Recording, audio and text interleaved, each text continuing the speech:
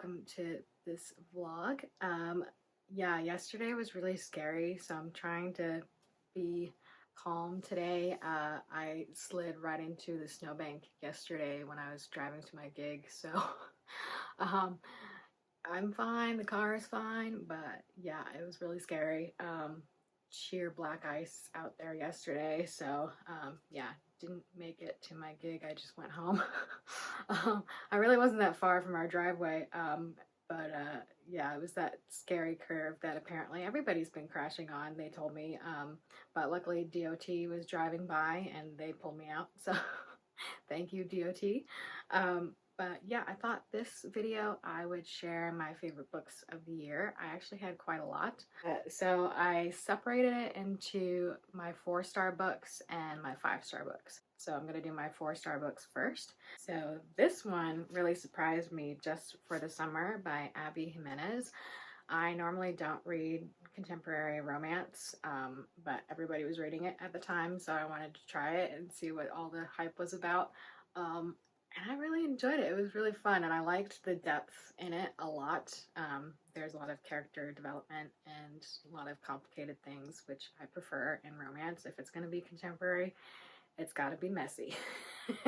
Apparently, that's what I like. But yeah, I really enjoyed this a lot. I didn't read the other 2 books in the series, but apparently you don't have to because they can be read by standalones. So yeah, I really enjoyed this a lot. It didn't take me very long to get through it either, so kind of chunky, but yeah, really enjoyed that one. And one of my favorite fantasy books of the year was God Killer by Hannah Connor. I don't know how to say that.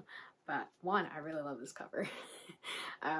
And 2, I thought it was a really unique storyline. Like, I've never read anything like it before, so that was really interesting. The main character is a god killer, but she has to protect this girl who has a god attached to her. So yeah, it was really interesting. I really liked it a lot. I really liked the characters. They're very vivid. Like, the main character has 1 leg, and so that was nice to have representation in it. But yeah, I really enjoyed it. I haven't gotten to book 2 yet, but I have it on my shelf. So God Killer is number 2. And another fantasy book I really liked was Divine Rivals by Rebecca Ross. This one is about magical typewriters where they're connected, and so these characters start writing to each other, and they can send letters wherever they are. If they're in a different house or something, they can send letters through their wardrobe, which I thought was really interesting. I've never read a book like that either, and I really liked the magical writing element in it. Like, that's really cool. I've never thought of magical typewriters before, so this was really fun. Also about gods, interestingly enough, that seemed to be the theme this year with my fantasy books.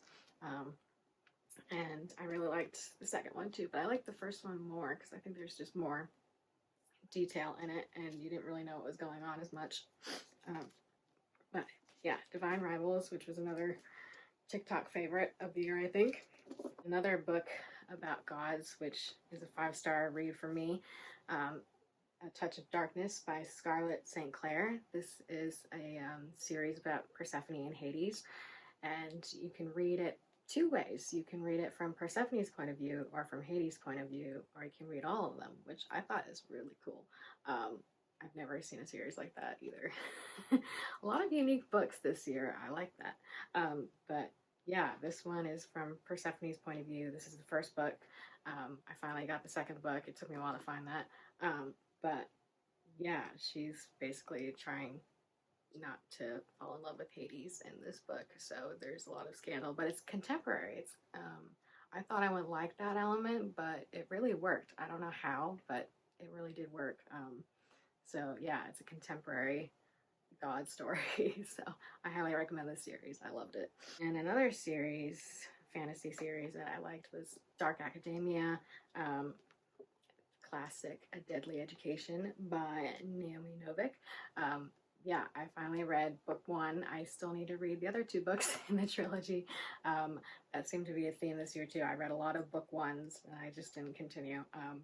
But I really do want to continue this one. This was a 5-star book for me. Loved it to bits. Really loved the characters. Really interesting plot. It's this school that literally attacks the students with different creatures and stuff. So you basically have to fight your way through the school.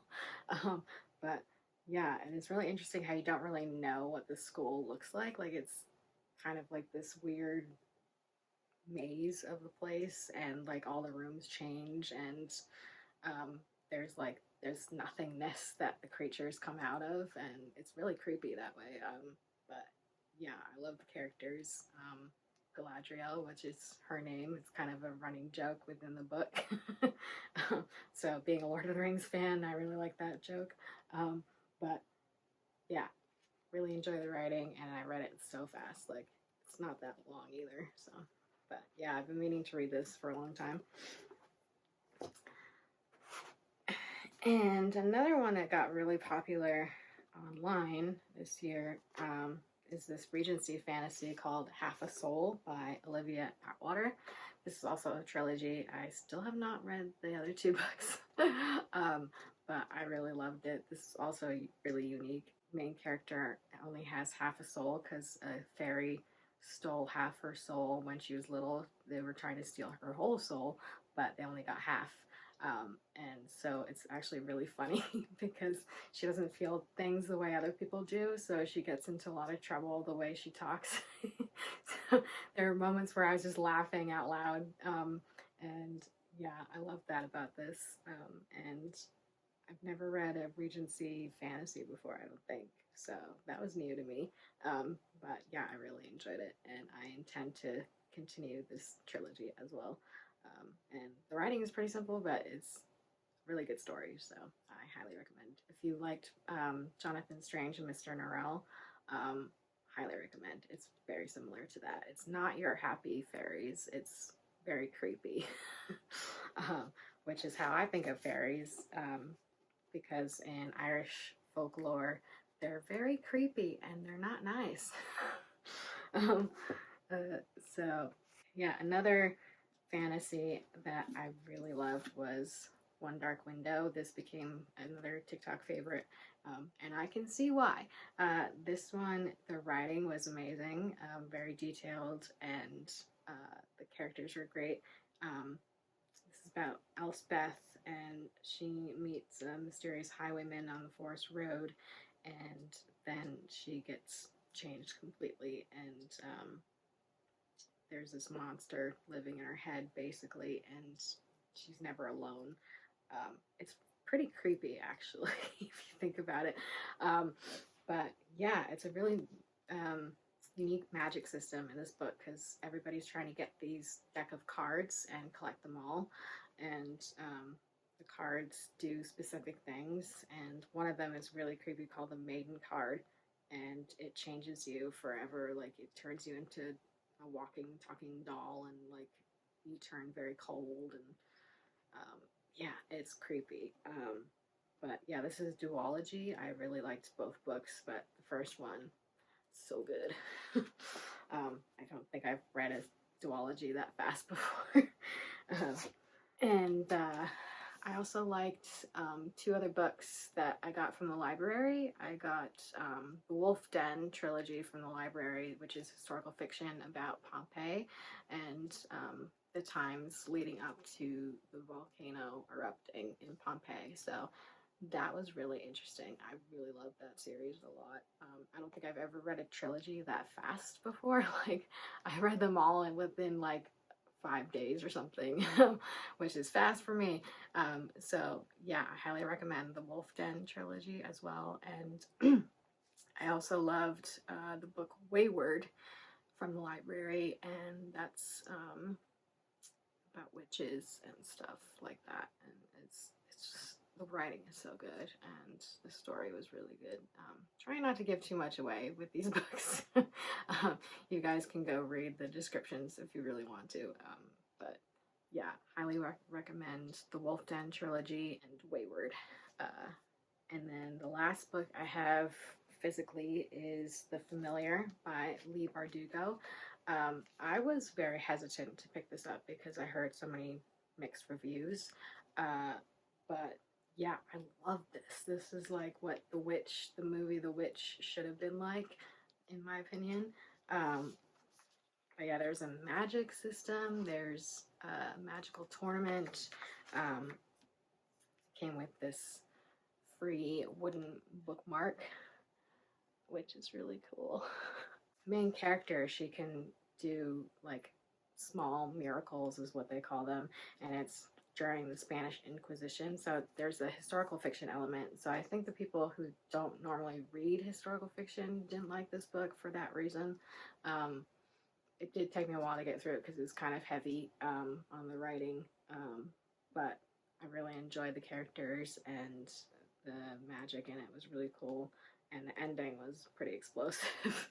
um, so, yeah, if you want a good witchy book, I highly recommend. I just love this hardback. Like, you can feel the chain here, and you can feel the lettering. I love that when it does that, and just the end papers are all pomegranates, because pomegranates are a big thing in that book. But yeah, it was so vivid. Like, this felt really real to me. Kind of like The Wolf Den, it really felt realistic, and like I was there. So yeah, I highly recommend The Familiar as well. So yeah, those are my, I think, 10 favorite books of the year. I had a really good reading year this year, mainly because I got sick a lot and I broke my big toe. So I had to read a lot, but I don't mind that. But yeah, I'm hoping next year will be better and less dramatic.